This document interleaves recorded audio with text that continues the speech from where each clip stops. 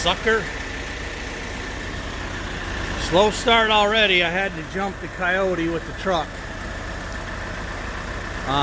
It went dead. I charged it and then it was dead again. I think I figured it out though. As soon as I jumped it, the cab light was on.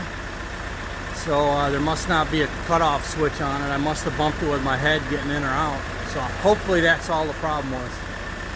So this is how my day is going so far. It was dead this morning.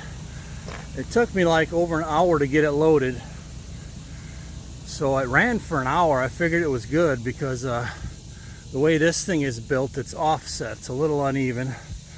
So I had to, this disc was wanting to sit out on this rail. That's a whole nother story. I was able to use a come along and pull it to the side. Okay, the good news here is after looking at this closer, I was actually canted just a tiny bit. So the tractor was loaded just a little bit unevenly, but with the tight clearance, that does make a difference. But I was just a little bit uneven front to back. I'm front heavy on purpose, but I wanted to get a feel for the trailer and that. So I needed to move it back just a smidge. So I come out to start it, dead. That hour of charging wasn't enough. So I took the chains off and loosened them a bit so they'd catch the tractor, and took all the chains off the back. And I backed up with the truck in reverse and hit the brakes, and it slid back about perfect. 6 inches is about what it slid. I don't know if you could see that's where the original bucket was sitting. So now it should be about perfect. We'll see. It'll definitely be better. And I'm almost using the whole trailer, so it seems to be balanced quite well as far as that goes. I mean, I'm sure I could come back a few more inches if I need to. Well, me and Curtis have both had a show of a start for today, so now I'm jumping the tractor with Curtis's truck. We're going to try and change our luck, right, Curtis? That's right. We're going to have some. We're going to make our own luck now. Today I'm already wore out from. Me too. I've had trailer problems. Issues. Very frustrating day so far. Very frustrating, but we'll see if we can actually get to cutting some dirt yet.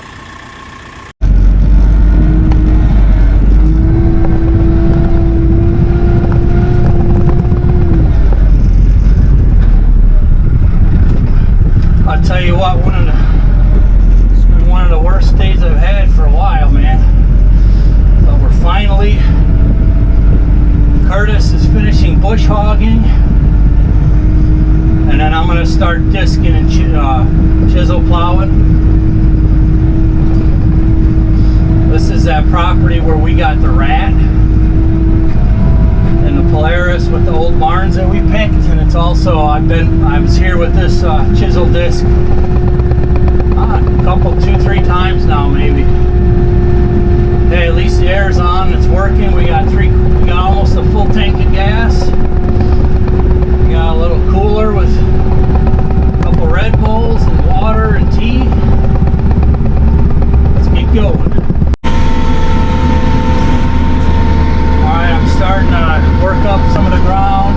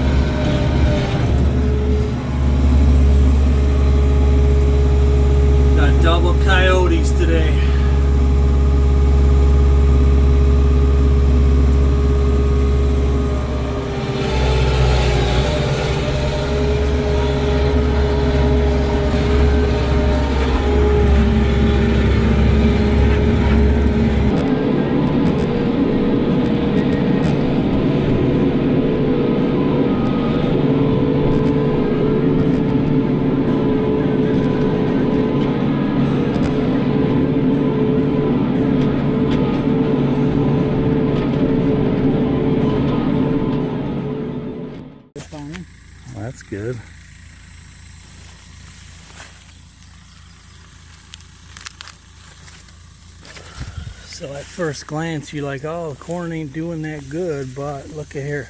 This whole field, they've all been eaten down. We're trying to find the culprit. So now we did. The whole field is eaten down. And you can see these are 7-footers. That's how high this whole field should be.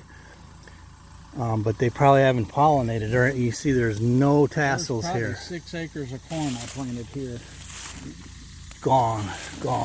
They're just, it's all chewed down. This thing never even had a chance. You got a lot more deer back here even than my farm. Yeah, it's just about every single one of them. It's just every one. They're all just eaten right down. Eaten right down.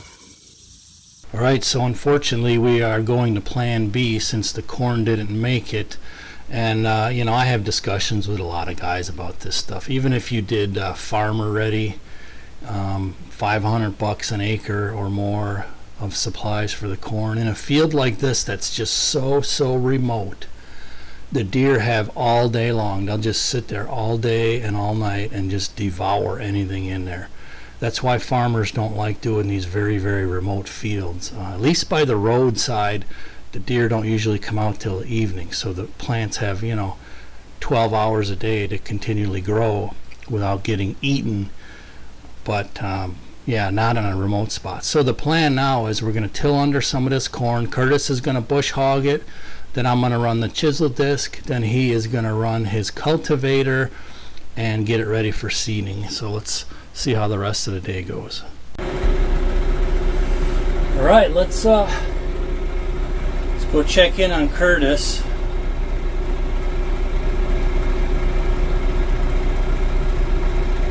This is another Plan B operation since the deer devoured all of the corn. So that area he's running right now, I worked that all up, which was basically corn and chaff and weeds and stuff. So I worked it up a couple times. Now he's using his cultivator for a second run, which works. It's a very nice combination we got going on.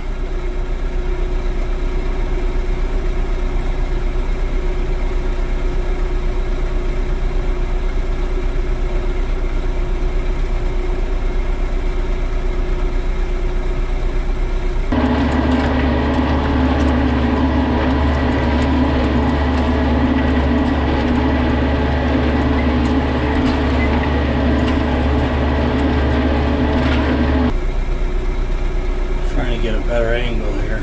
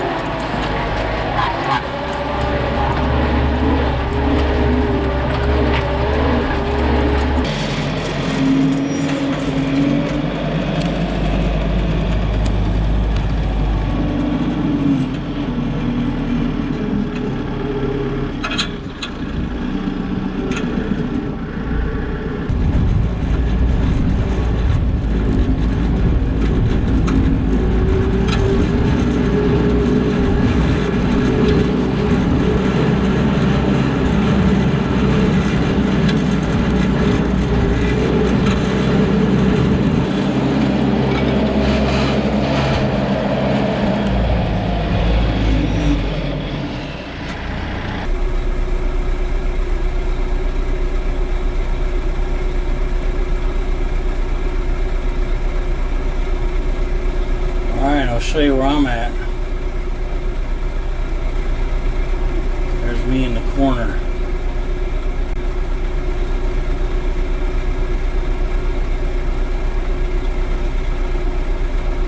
And I also did this plot here on the other side of this tree line. He's got a stand right here, right there in that big tree. So he's got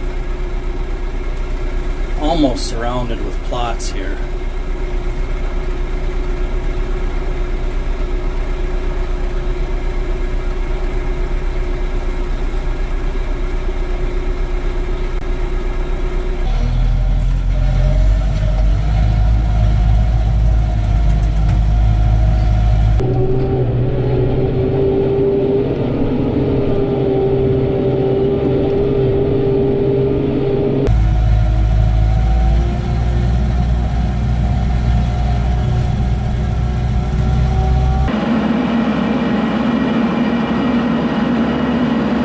Looks like Curtis got his roller basket on, that's good.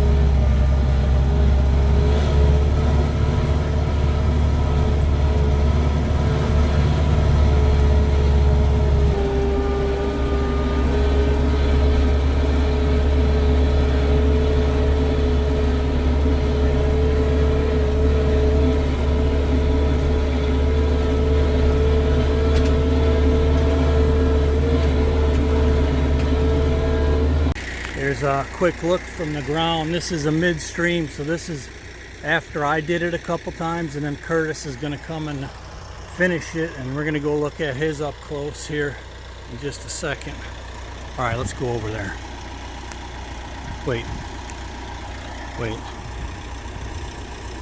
There we go. There's an after look. It's nice and powdery. There's a few clumps yet, but considering what we started with, this is ready for fall plots, ready to be planted. Okay, so now I have moved beyond this tree line over here for this little strip here, and Curtis was telling me that last year when we did this, we did it all in one day. It was 5-foot high weeds. He bush hogged it, then I ran the chisel disc. But then what I did was I got these big piles of chaff, and I would push them off with the loader. And so he had a viewer watch that video, and he texted him recently and said, hey, how did that fall plot work out last year, where you guys just worked it all up at one time and pushed all the chaff to the side? And Curtis said, yeah, it worked out fantastic. It was a great fall plot, and we're going to do it again this year. So, I mean, when time management is an issue, you can kind of cheat some steps if you have the right equipment and pretty good timing. So we're going to redo this little plot here, and looking forward to the fall planting of this beautiful property here, and hopefully we'll see some follow-up again like we did last year when he got his biggest buck of his life on this property. Just about done here on this last one. This is a seed bed ready.